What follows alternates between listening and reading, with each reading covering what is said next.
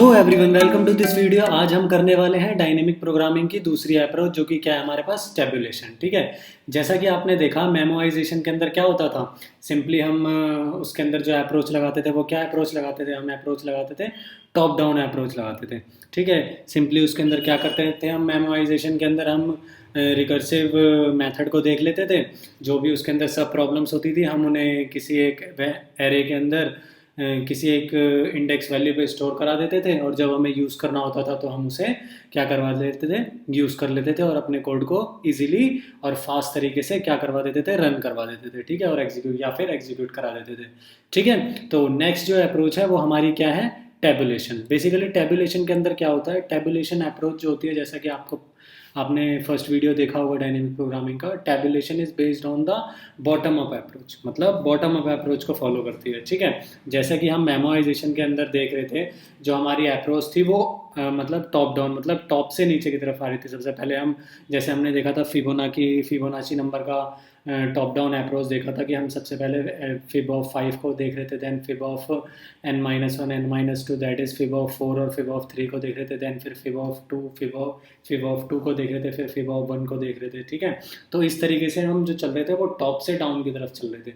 Similarly जो tabulation होगा, अब इसके अंदर हम क्या करेंगे, इसमें बॉटम अप अप्रोच लगाएंगे, मतलब नीचे से फॉलो करेंगे। ठीक है, तो बेसिकली टैबुलेशन के अंदर क्या होता है, टैबुलेशन के अंदर हम जो है सेम जैसे हम मेमोराइजेशन के अंदर एरे को लेते थे, ऐसे ही हम टैबुलेशन के अंदर भी एरे को लेंगे, लेकिन जो फिल करेंगे हम एरे को वो बॉटम अप मैनर में करेंगे। मतलब किस तरीके से, जैसे कि 0 1 2 3 4 इस तरीके से हम लोग जो है एरे को फिल करेंगे टैबुलेशन के अंदर। ठीक है, यहाँ तक समझ में आया? ओके, सपोज करो जैसे हमारे पास एन है, मतलब एन के लिए प्रॉब्लम को सॉल्व करना है। ठीक है, तो एन जो है वो डिपेंड रहना चाहिए n-1 और n-2 के लिए। ठीक है, तो और जो n-1 और n-2 है वो ऑलरेडी कैलकुलेटेड होनी चाहिए।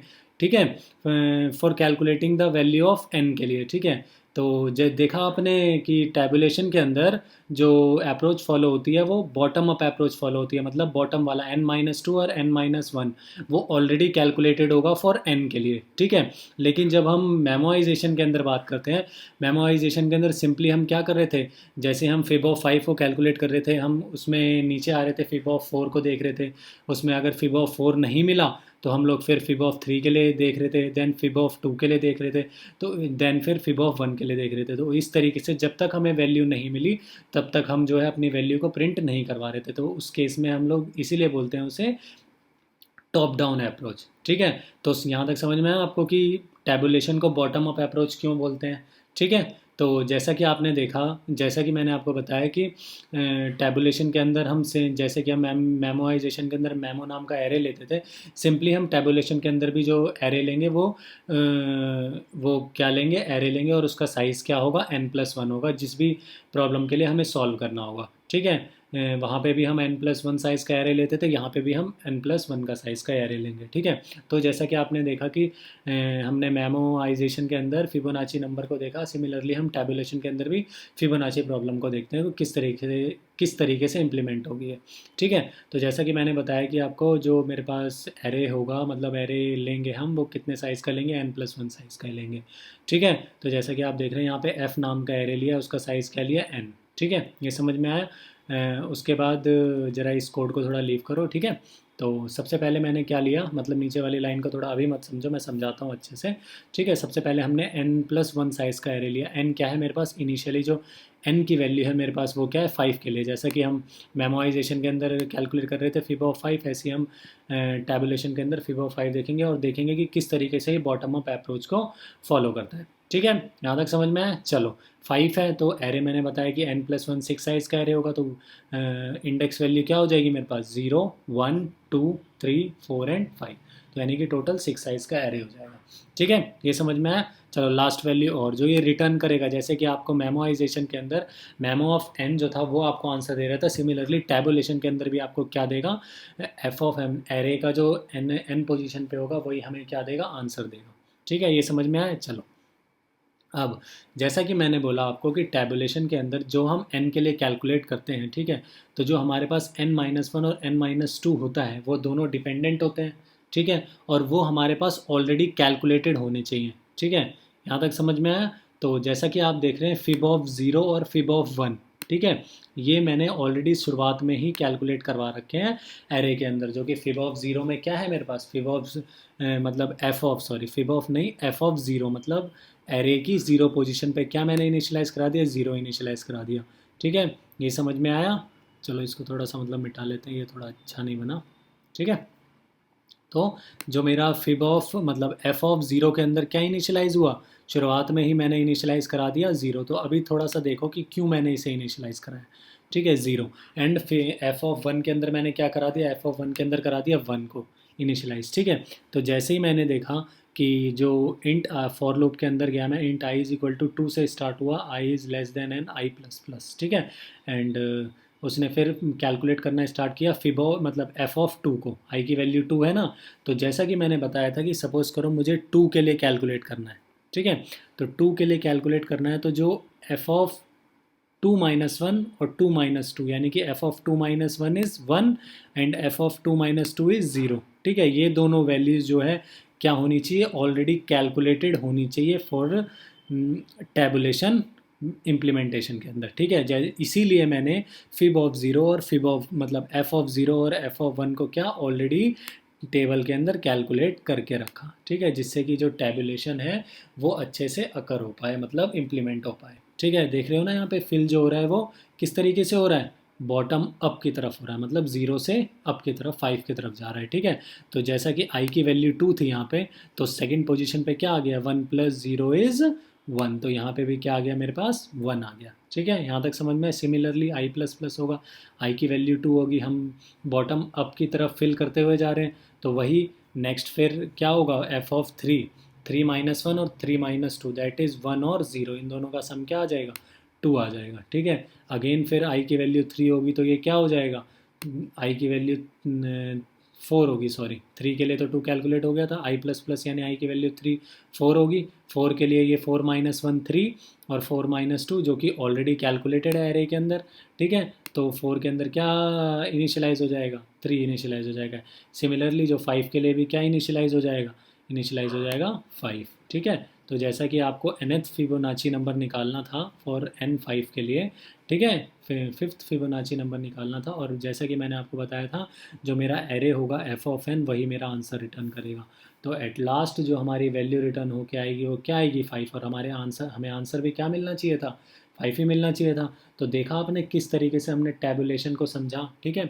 बेसिकली टैबुलेशन जो होता है फिल करता है टेबल को, ठीक है, किस मैनर में, बॉटम अप मैनर में, ठीक है। ये समझ में आया?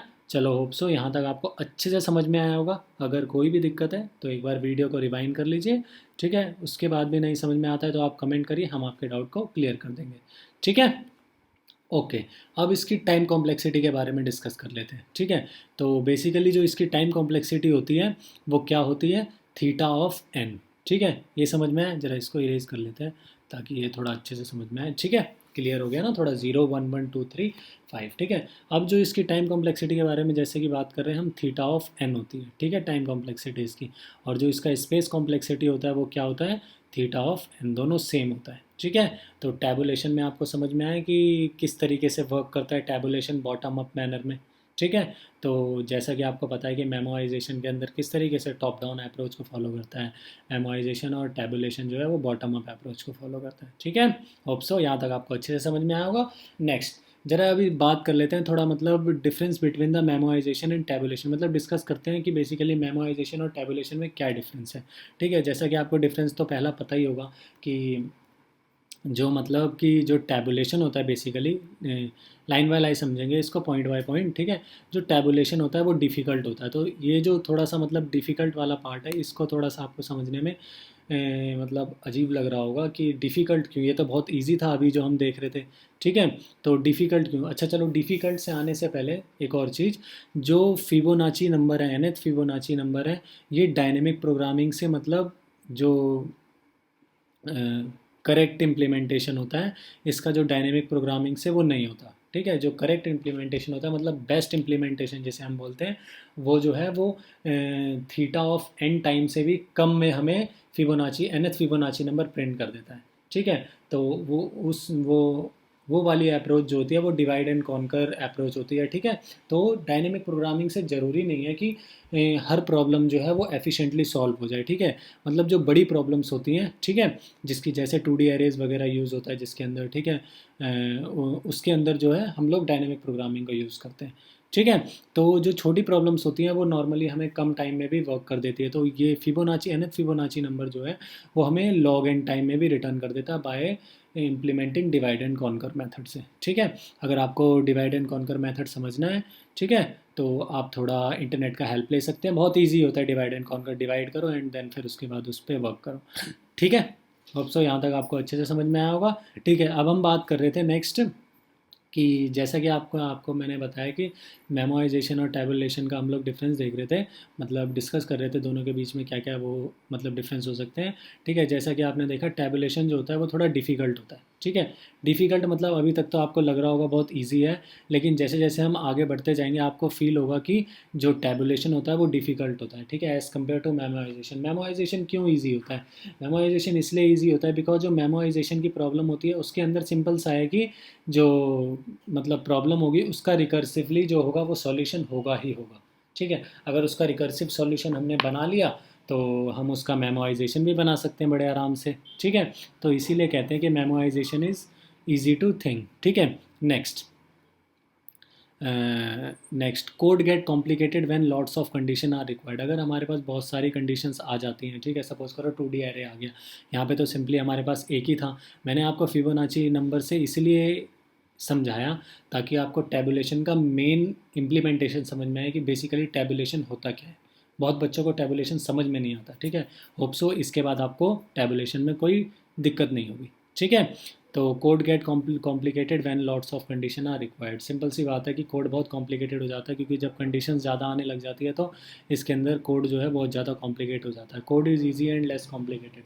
रिकर्जन लगा होता है तो रिकर्जन हमारा बार बार सेम ही काम करता है तो इसलिए वो लेस कॉम्प्लिकेटेड और कोड भी जो है बहुत ईजी हो जाता है, ठीक है, स्पीड। बट जो टैबुलेशन होता है वो बहुत फास्ट होता है एज़ कम्पेयर टू मेमोराइजेशन, क्योंकि मेमोराइजेशन में रन टाइम में स्टैक क्रिएट होता है, ठीक है। तो इसीलिए जो है memorisation is slow as compared to tabulation, ठीक है। टैबुलेशन में तो हम सिंपली हम एरे लेते हैं और उसे बॉटम अप मैनर में फिल करते हुए चलते हैं और अपने प्रॉब्लम को सॉल्व कर लेते हैं, ठीक है।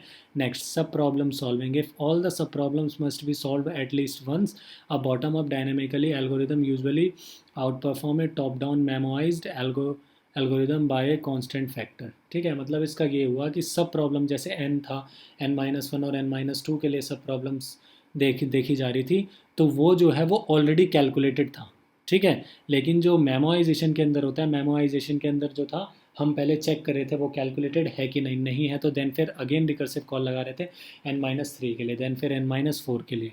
तो इसी तरीके से फोर्थ पॉइंट सब प्रॉब्लम सॉल्विंग किस तरीके से टैबुलेशन में होता है और मेमोराइजेशन के अंदर होता है, ठीक है। Next table entries in tabulation version starting from the first entry all the entries field 1 by 1। जैसा कि आपने देखा कि अभी टैबुलेशन के अंदर जो एंट्रीज फील्ड होती हैं वो स्टार्टिंग से होती है, बॉटम अप मैनर में होती है, ठीक है। तो all the entries are filled और सारी एंट्रीज 1 by 1 फील्ड होती हैं, ठीक है। But in memoization all the entries lookup table are not necessary filled in memoized version. मतलब the table is not filled on demand. जैसे कि हमें डिमांड से टेबल को चाहिए, मतलब डिमांड के हिसाब से टेबल को फिल्ड करना होता है, वो मेमोराइजेशन के अंदर नहीं होता।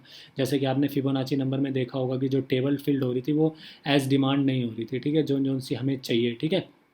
मतलब एक मैनर में नहीं फिल्ड हो रही थी एज़ कम्पेयर टू जैसा कि टैबुलेशन में बॉटम अप अप्रोच में हो रही थी, ठीक है। फील्ड तो हो रही थी लेकिन फील्ड जो हो रही थी बॉटम अप में जो हो रही थी वो मतलब 1 by 1 फील्ड हो रही थी और मेमोराइजेशन में ऑन डिमांड, मतलब the table is field on demand हो रही थी, मतलब जब डिमांड आएगी तभी फील्ड होगी, ठीक है। ये समझ में आया? चलो होप सो आपको डिफरेंस भी मेमोराइजेशन एंड टैबुलेशन का अच्छे से समझ में आया होगा। नहीं आया तो कोशिश करिएगा एक बार वीडियो रिवाइंड करके फिर से समझ लीजिए। उसके बाद भी नहीं समझ में आता है तो देन फिर आप हमें कमेंट करिए, हम आपके प्रॉब्लम को जो है सॉल्व करके आपको रिप्लाई कर देंगे, ठीक है। ओके, यहाँ तक होप सो आपको अच्छे से समझ में आया होगा, ठीक है। Okay, thanks for watching this video. Okay, bye bye, take care.